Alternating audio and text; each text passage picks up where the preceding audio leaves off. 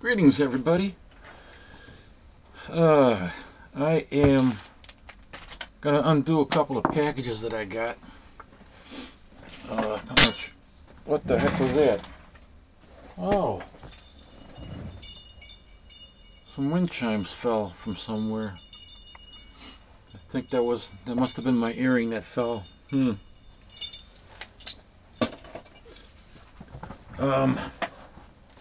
Yeah, I want to try to do a couple of videos, a couple more videos for this weekend before I go in for my knee surgery. So I thought I would do these unboxings. I've got a couple of packages today, so we'll just do that first. Well, actually, I'll do this one first because it's already open. Just a couple of CDs. The Plain White Tees, Wonders of the Younger, and Rachel Platten, Be Here, 1,000 Ships. Yeah, so I bought these off of Amazon. What did I pay for these things? I don't know.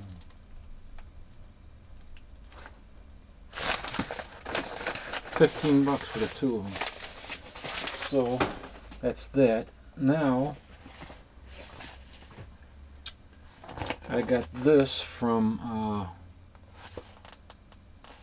Lone Star Comics, my comic shop, and I already started to open it. So but I just love the way that they package here, you know. They always have a nice box that's specifically made for the comics, and then they package it like this. It's almost like it shrink wrapped, you know, almost. Very securely packaged, and I don't understand why other people can't do the same thing. So anyway, let me get out my Electra Nacho knife. Nachos, that reminds me of some kind of Mexican side dish. Mexican appetizer. That is her last name, that's how you pronounce it. Is it a Nacho? Electra Nacho? Or Nacho? No, Nacho.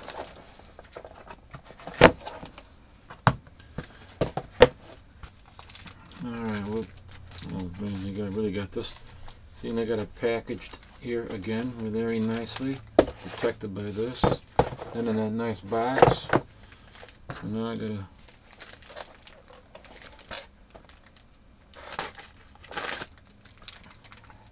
be very careful cutting this because I don't want to take no chances accidentally cutting into the comic if for some reason it wasn't properly placed in between the cardboards. Okay. Wow. The package is as good as me. Oh, this is a nice copy. This is even better than I expected it to be. DC Special number 16. Superheroes Battle Super Gorillas. These are all reprints of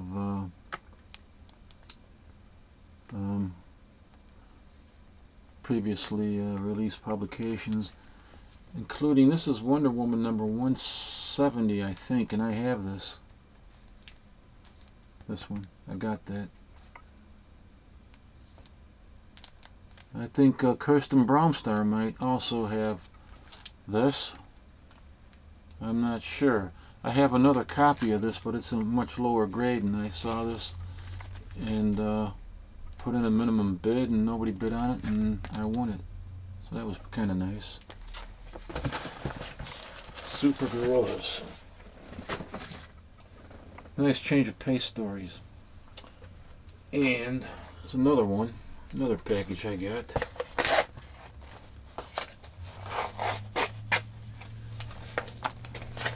Let's see what's in this one. This is from Tomorrow's Treasures. It's also packaged pretty nicely. I don't like the flat envelopes too much unless they really pack them in there well. This seems to be packaged pretty good though. I much prefer the boxes though.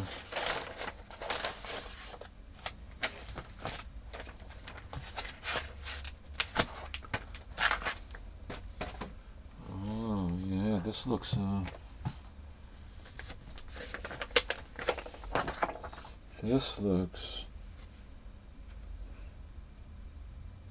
this even looks a little bit better than I thought, than I expected also. Huh.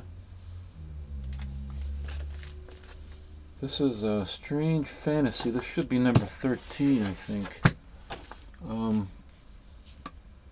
Doesn't say on here, but it's a wait a minute. Let me see something here.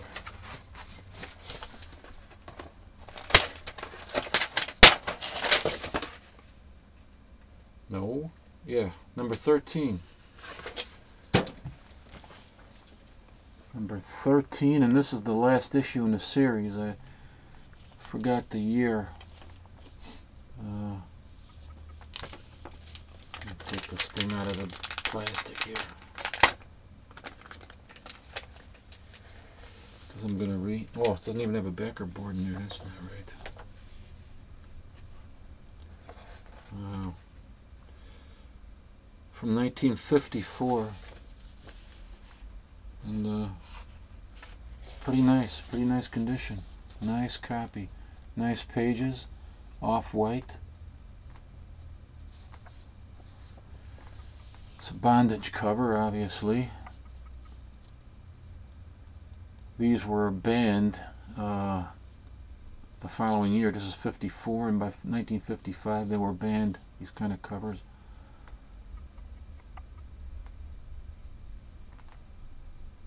Very nice copy though. So that is that. Put that off to the side somewhere. Yeah, in the last video that I just uploaded, I showed you this. Well, first of all, I showed you the Aquamans that I had. This is number 32. I had mentioned that this was 132. It's actually 32, not 132. And I made that correction in an annotation in the last video. But take a look at something here. The way that these were printed, and tell me if you can spot what's wrong with these. Look at the top where you see the checkerboard.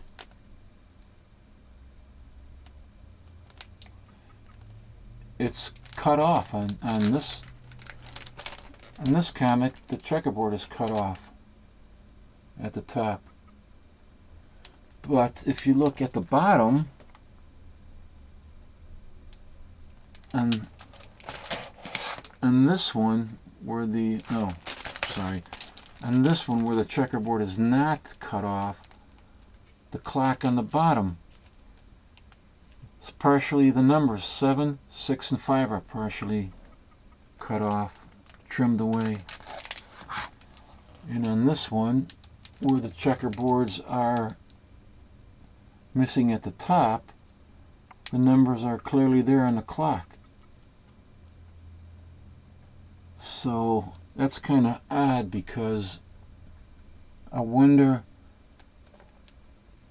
how that affects the grading, because obviously I don't think that, because they're both the same size, and you can't make the comic bigger to accommodate the clock or the top of the checkerboard. So I have no idea how that affects the grading. Which one would be considered the higher grade? If they were both in the same grade, let's say they were both fine, one is missing the bottom part of the bottom numbers, and the other one is missing part of the checkerboard at the top.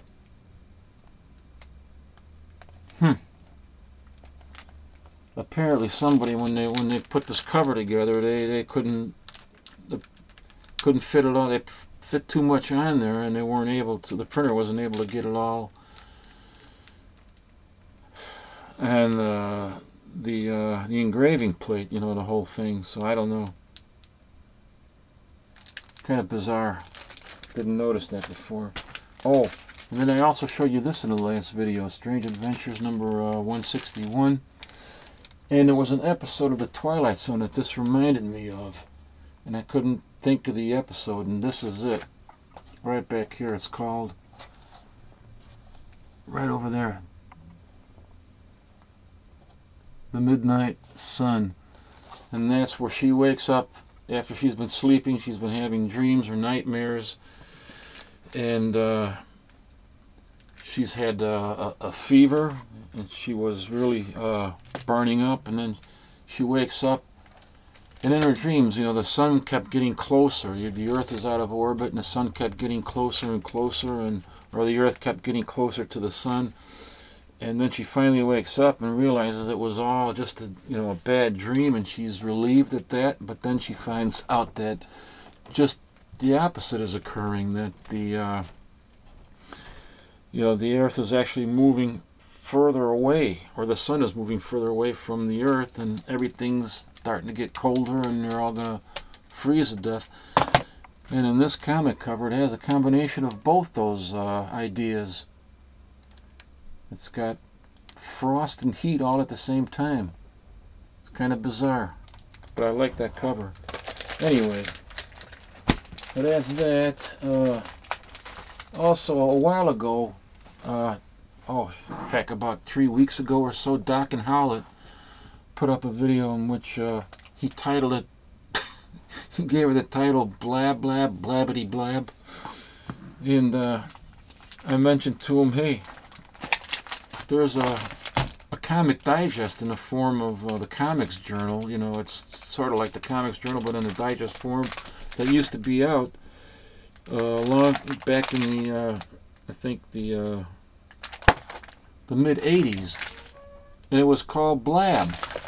And this is it. I found it. This is the first issue of Blab, and it's sort of a digest-sized version of the Comics Journal, except it's more devoted towards mature comics, like R. Crumb and stuff like that.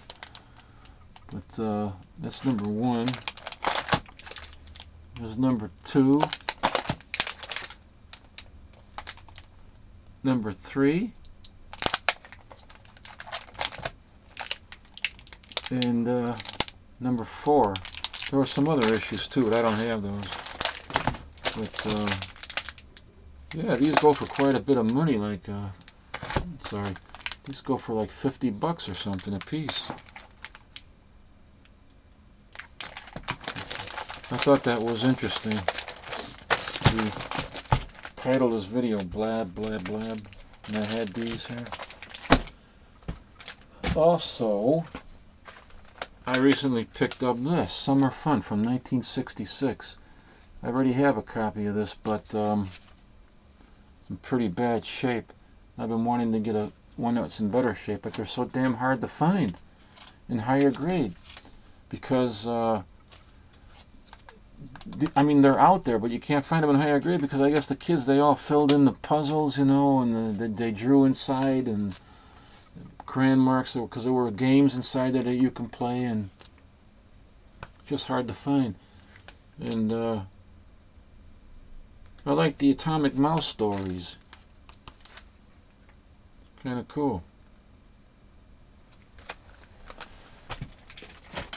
And also, I got some monster magazines here. I wanted to show you. Nightmare. I came across these in my collection. This is Nightmare number 1 from 1970. I don't know who the cover artist is, but it's fine condition. Then I got this, Monster World number 2 with the Munsters from 1964, I believe. I got number 1 of this coming in the mail, and I think I showed you these before.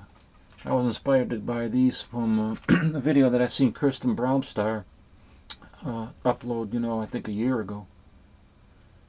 Witch's Tales. Just look at that cover. Unbelievable.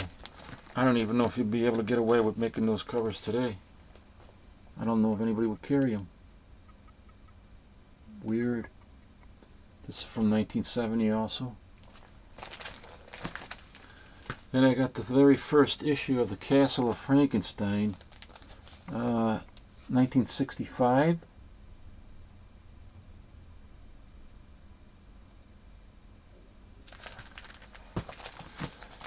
And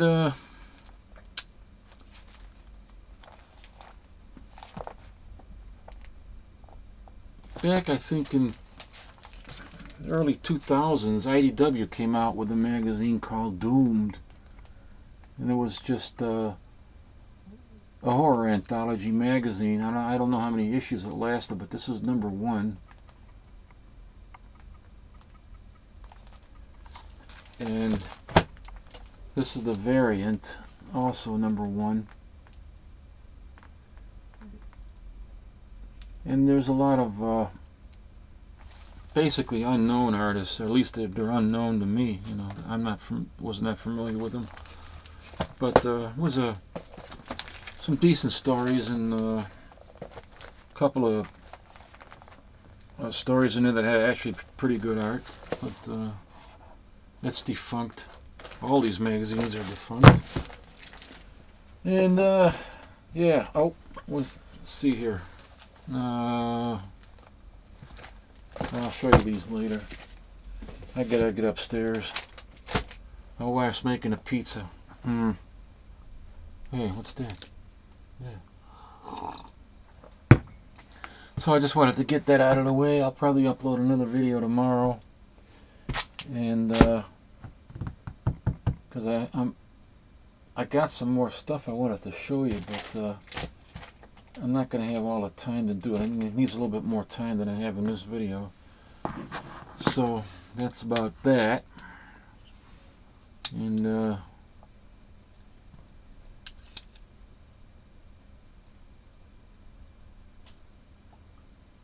ow! Ooh. I cut myself. That wasn't a very nice thing to do to myself. Oh well, never fear. Superhero Band-Aids are here. Oh, shit. That was stupid. Well, I gotta go upstairs now and eat my bloody pizza. Thanks for watching, and I'll try to get another one uploaded tomorrow before I go in on Monday for my knee surgery. Take care, guys. I'll see you later.